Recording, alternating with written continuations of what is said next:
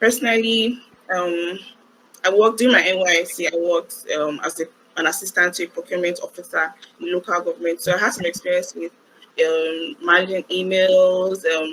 Just our Nigerian system is different from abroad. So, Yeah. but I had that experience. And then when she's like, okay, I need you to do this, I need to get that done.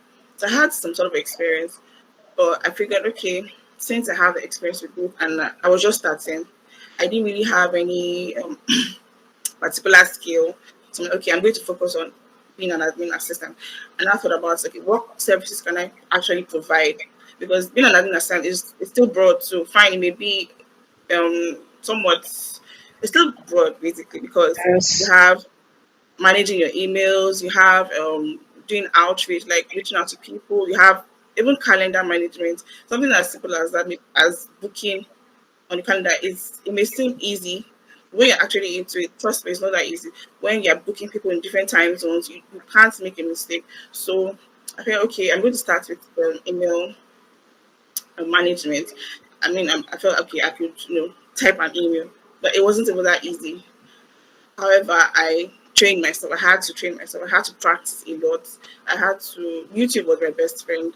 It's still my best friend. Google.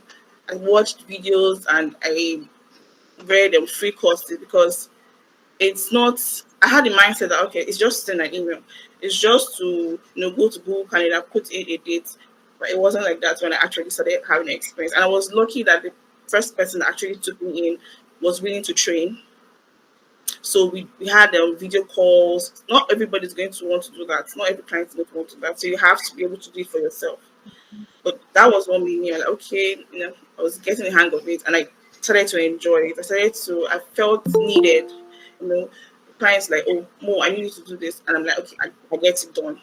So that started being my motto. I hope you get things done, and then from there I expanded to operations like project management, not full project manager, but basically maybe helping to check for someone's looking for a social media manager now. I can help you search for someone. Someone's looking for a graphic designer, help you search things like that. That's project management, but it's still basic. But still, it's part of project management. So I started, and then right now I'm going to an operations manager. I'm trying to niche down further to operations, basically overseeing things. So, an admin assistant has a lot of things you can do. That's basically how I, got started in admin. Thank you so much for that. Just to do a summary of what you said, you had to focus on your strength, like what you can do. Yes, that is what I tell them. That's what I tell my mentees, that what can you do well? Just think about it. What can you do well now? Focus on that thing you can do well now. Start with that. Don't try to do everything at the same time. You want to do this, you want to do that, you want to do what is that thing you are sure of, that if a client comes today and then says, can you do this for me? Then you are able to tell them, yes, you can do it. You don't have any cool. So that is how to niche down. Even if you Yeah. said she started with email, right? You started with email management. If that is what you can do, start with. It's just to take down meetings. Like this kind of meeting we are doing. There are some organizations who hire people to do it. Yes, you take down meetings. Taking So these notes, are yeah. things you can do, just to take down meetings. What can you do well? Start with it. And then we continue to learn. Is an ongoing process. Like you don't just become an expert today. You keep learning. Like, So, like she said, she started with email, then she went to another thing. She's now project management, the basic one, and then she's going to operation management. So you have to start from somewhere. Start from somewhere. Continue to learn. She told you that YouTube and Google is her friend. I also say it too. Go to Google. Some things you ask me, you can just type on Google and then you find answers to it. Very, very, virtual assistant, Google should be your best friend. In fact, your best friend. You get almost everything from it, even if you don't get the details of what you want. Is basic aspect, and then some other platforms where you can learn. So just focus on that thing you can to start with, and then you keep upskilling, you get to upskill, and then you become great at what you're doing. So thank you very much, Mo. Thank you very much I'm for that. welcome. So I think you guys are noting that. If you have any questions later on, we are going to take questions so that you can ask us. So another question I get a lot is, what skills do I need? I want to get high paying clients. Everybody wants to get high paying clients now. Like nobody wants Mm, to start. Nobody wants to start somewhere. We all started. You see how she shared her story now. You know how she started before she became operated on and everything we are talking about now. So you have to start somewhere. Everybody wants to get high paying clients, and it's good. You can get it. You can start now and get them. yeah. It's doable. It's very doable. So, what are the skills you need? Now, we are not only talking about hard skills, we are also talking about soft skills. A lot of things turn clients on, especially international ones. You can agree with me. Yeah. A lot of things, soft skills, we're talking about confidence, talking about empathy, talking about adaptability. Are you able to adapt? If they tell you to do something else, Mm, can you keep to deadline? If you talk about yeah. the turnaround Yeah. time, all those things. So there are skills you need if you want to get high paying clients, not just a walk in the park. Like, okay, I can do this thing alone to help you get high paying clients. You also need all these soft skills. So more, with your experience with local and international clients, can you share with us skills you need to Hmm, have if you want to get high paying clients? What skills do you need to I'd say first of all, communication. You have to have good communication skills because one, working with people abroad, first of all, they have the impression that at least some of them feel like we can't even speak good English.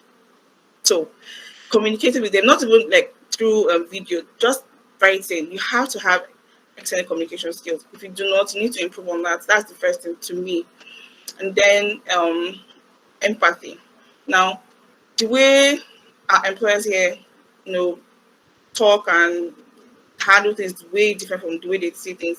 There, someone can pay you $30 per hour, and still be saying, "Yes, thank you so much for doing this," and you're like, "What?" So it's you have to have empathy, you have to have excellent communication skills, and then for practical skills, I would say customer support is underrated because now most of these companies abroad they look for like teams of customer support people to be able to handle their calls. Another thing is learning all these apps, all those tech apps that people all the, they use abroad, because for example, if you want to do customer support, it's not just via if you're saying okay, I can help you via emails or maybe via chat. That is limiting. You can say, oh, I can help you answer calls. I can also help you make calls. I can answer inquiries. That is a skill, but people don't. People, how like it? If you're offering only email, you can't say you want to charge more than $5 per hour. It's just going to be like you just to type an email. Do you understand? But if you add to it, or like, okay, you can make calls, you can receive calls.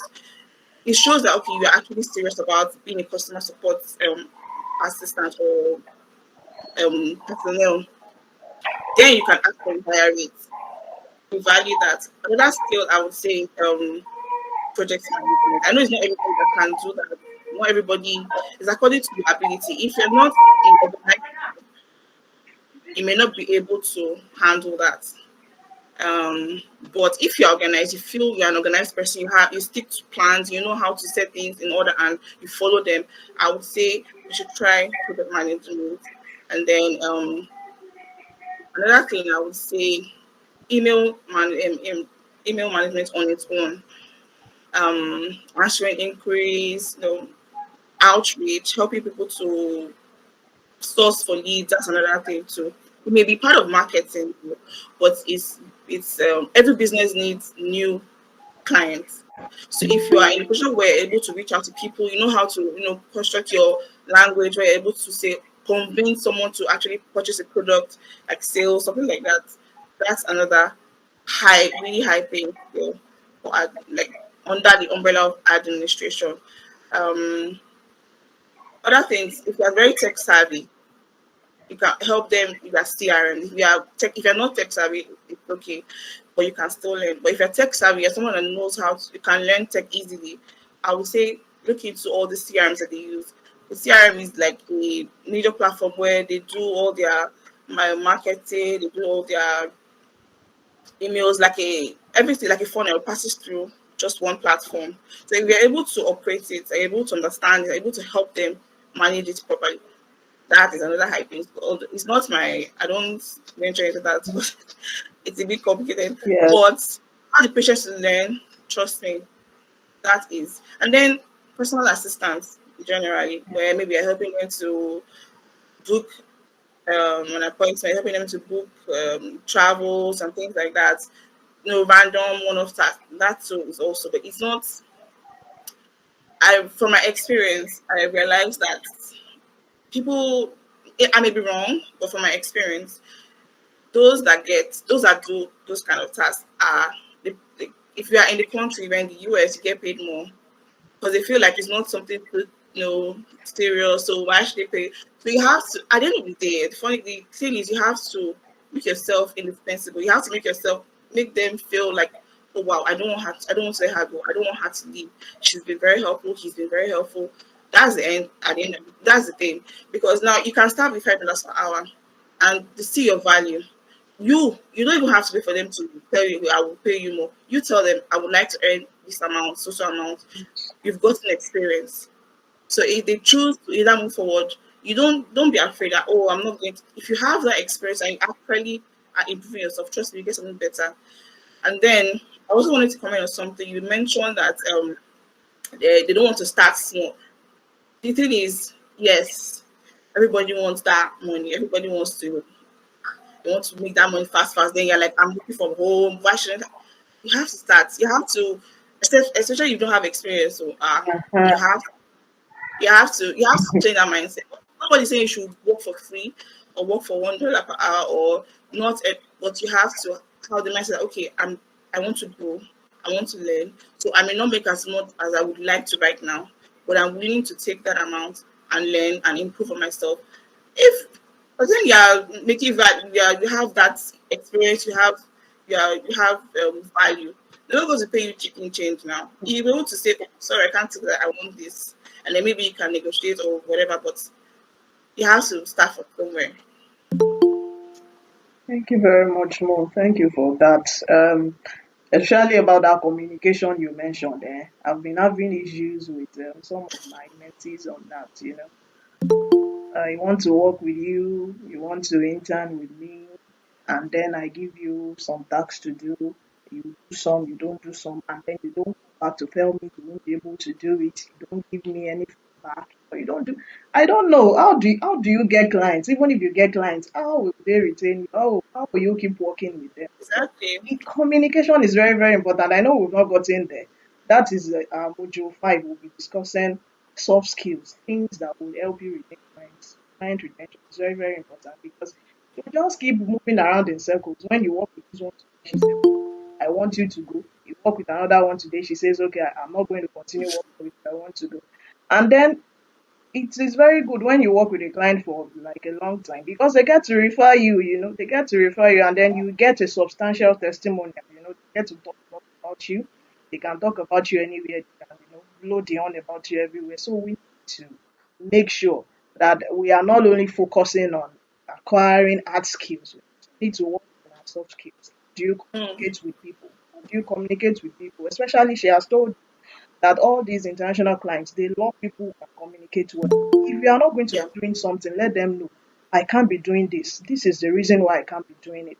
And then they'll be okay. I can agree with you on this. When will you be able to do it? But you don't tell them Mm, when. You don't give a timeline. No turnaround. No. You just go like that. You just ghost people. It doesn't work. So if you know you are not good with communication, you really need to work on your communication skills. Like what she said, to adaptability, because sometimes they come around and tell you, can you do this for me? You might have signed up for maybe 5 hours to work with them and say, okay, I want to add one more hour. You don't feel like, okay, this is not part of our contract, though. This is not this. Even if you won't be able to do it, you find a way to let them know respect. And then if you actually can take it on, it's going to help your relationship with that client. Like we said, yeah. it's really going to help your relationship with the client. So these are some things you do. And then some people, when you tell them, you ask them questions, clients might ask you a question and then tell you, okay, what are like if you're a social media manager, I don't know if it happens with admin too. Like the client might want to know, okay, what can you help me with? Like this is my let's take for example maybe doing like email management for them, and then they want to know what you are going to help them achieve with that email management. So would you tell them that they have to sign a contract with you before you tell them your boss, please move, can you please and you answer? No, I mean, there's some clients that want they're looking for free work. That's the truth. You will come across people like that. But I feel like I don't believe any experience is a waste to me personally. If you're telling me to if you ask me a question, like, okay, what can I achieve? And I'm like, okay, I would help you. Some people, in fact, some people can say, okay, I want you to label my inbox where maybe spam, whatever, you delete them, things like that's also a task too. It's a project that pays. That's just people may not know. So it'd be like, okay, I can help you, I will make sure that important messages, I let you know what you need to work on immediately. If people want to get back to you, so I will help you respond to them. Okay, he will get back to you at this time. Like you should be able to tell them, even if you don't really have that much experience, you should be able to Yes, tell them that, leave some give them tips something that, about, okay, yes. this is what I'm going to get, or let them have an idea. Do you understand? Yes. Not just I know you have to. No, it won't even work.